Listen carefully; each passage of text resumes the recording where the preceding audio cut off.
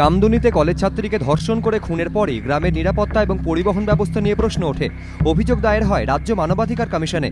সেই অভিযোগের প্রেক্ষিতে কামদুনির পরিবহন ব্যবস্থা নিয়ে সোমবার কমিশনের কাছে বক্তব্য পেশ করলেন পরিবহন সচিব।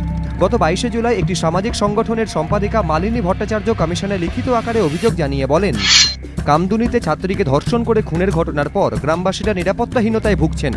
মানবাধিকার কমিশনের সুপারিশে গ্রামে পুলিশ ক্যাম্প বসানো হলেও তা উঠিয়ে নেওয়া হয়েছে। গ্রামে পরিবহন সমস্যা রয়েছে রাস্তাঘাট আলোর সমস্যাও।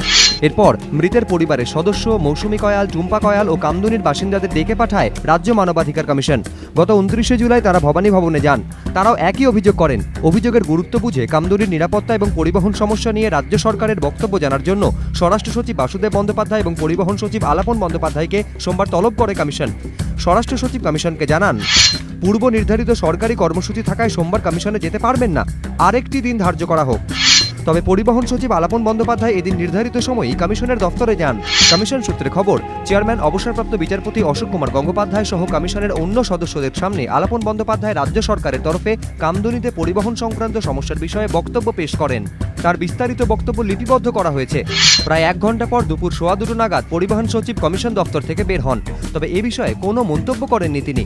কমিশন সূত্রে খবর, স্বরাষ্ট্র সচিবকে তলব করার জন্য আরেকটি দিন ঠিক করা হবে। স্বরাষ্ট্র সচিবের বক্তব্য শোনার পর কমিশন এ বিষয়ে তাদের পর্যবেক্ষণ সুপারিশ আকারে রাজ্য সরকারকে জানাবে। রাজশ্রী দত্তগুপ্ত, এবিপি আনন্দ, কলকাতা।